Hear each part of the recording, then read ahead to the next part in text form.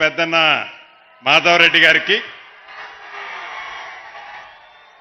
ఈరోజు ఈ కార్యక్రమానికి ముఖ్య అతిథిగా విచ్చేసిన మనందరి గుండెల్లో దైవంతో సమానంగా ఉన్న గౌరవ ముఖ్యమంత్రి గారు రేవంత్ రెడ్డి గారికి, వేదిక మీద ఉన్న సహచర మంత్రివర్యురాలు సీతక్క గారికి, సురేఖక్క గారికి, గౌరవ పార్లమెంటు సభ్యులకు, గౌరవ ఎమ్మెల్సీలకి, గౌరవ ఎమ్మెల్యేలకు, గౌరవ కార్పొరేషన్ చైర్మన్లకు, గౌరవ అడ్వైజర్ గారికి, గౌరవ వరంగల్ మేయర్ గారికి, వేదిక మీద ఉన్న అతిరథ మహారథులందరికీ, ఈ కార్యక్రమంలో పాలు పంచుకుంటున్న నా కుటుంబ సభ్యులైన ఆడబిడ్డలకు, అన్నదమ్ములకు, మీడియా మిత్రులందరికీ మనస్ఫూర్తిగా శిరస వంచి పేరు పేరున హృదయపూర్వక నమస్కారాలు, వందనాలు.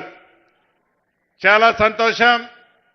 మీ అందరి దీవెనలతో, మీ అందరి ఆశీస్సులతో మన ఇందిరమ్మ ప్రభుత్వం వచ్చి 2 సంవత్సరాలు అవుతున్న సందర్భంలో ఈరోజు ఇంత పెద్ద ఎత్తున విజయోత్సవాలకి గౌరవ ముఖ్యమంత్రి రేవంత్ రెడ్డి గారిని నేను ఒక 20,000 25,000 మందో ఇక్కడికి వచ్చుంటారు అనుకుంటున్నాను.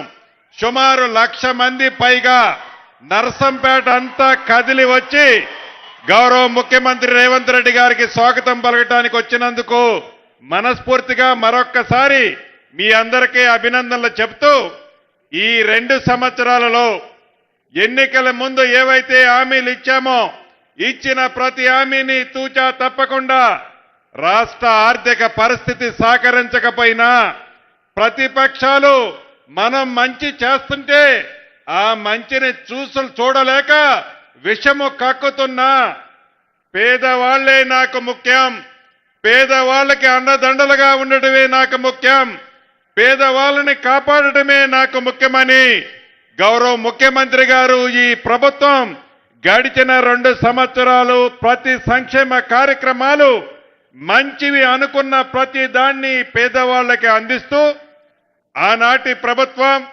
అభివృద్ధి అనే ముసుగుతో ఏవైతే అనేక అక్రమాలకు తెరలేపి అభివృద్ధి చాటున ఈ తెలంగాణ ప్రజల సొమ్ముని కొల్లగొట్టాలని చూసి దాంట్లో భాగంగా కొంత కొల్లగొట్టి అసంపూర్తిగా వదిలేసిన అనేక అభివృద్ధి కార్యక్రమాలను కూడా అవి పేదవాళ్లకి ఉపయోగపడేవే అయితే ఎక్కడా బేషిజాలకు పోకుండా ఆ అభివృద్ధి కార్యక్రమాలను కూడా ఒక్కొక్కటి ప్రణాళికాబద్ధంగా ఈ రాష్ట్ర ప్రజలకి అంకితం చేస్తున్నది మనందరం ప్రత్యక్షంగా ఈనాడు చూస్తున్నాం. మీరు ప్రతిరోజు చూస్తున్నారు.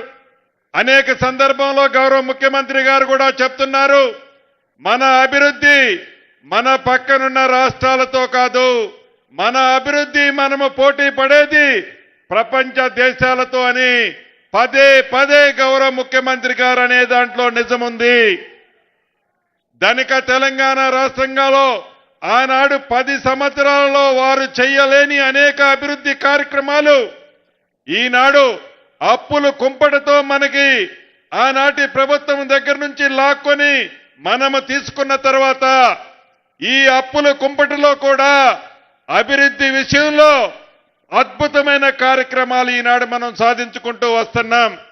అందుట్లో ఇందాక మాధవన్న చెప్పినట్లు సంక్షేమ కార్యక్రమాలకు వస్తే పేదవాళ్ళ ఇంటికి 200 యూనిట్ల ఉచిత కరెంటు కానీ, సన్న బియ్యం కానీ, రేషన్ కార్డులు కానీ, పాత రేషన్ కార్డులో కొత్త పేర్లు కానీ, ప్రతి పేదవాడి ఆత్మ గౌరవానికి చిహ్నంగా ఉండే ఇందిరమ్మ ఇళ్ళు కానీ, ఇందిరమ్మ ఇళ్ళు మీ అందరికీ తెలియంది కాదు. గౌరవ ముఖ్యమంత్రి గారు మాధవరెడ్డి గారు అడిగేటప్పుడు చెప్పేది అదే. మీ అందరిలో స్పందన చూస్తే ఆనాటి 10 సంవత్సరాలలో ఇల్లు కడితే కమిషన్ రాదని కాళేశ్వరం కట్టాడు ఆనాటి ప్రభుత్వ పెద్దలు. ఈ ప్రభుత్వం కమిషన్ల కాదు కకృతి పడేది పేదవాడి ఆత్మగౌరవానికి చిహ్నంగా ఉన్న ఇల్లు కడతామని చెప్పి మొదటి విడత 4.5 లక్షలు ఇచ్చి మీ నియోజకవర్గానికి కూడా 3.5 ఇల్లు ఇచ్చాం. తప్పకుండా మాధవన్ నన్ను అడిగినట్లు ఆనాటి ప్రభుత్వం లాగా బొమ్మలు చూపించి కాగితాలు చూపించి ఇల్లిదిగో అని మాయమాటలు చెప్పే ప్రభుత్వం కానే కాదు.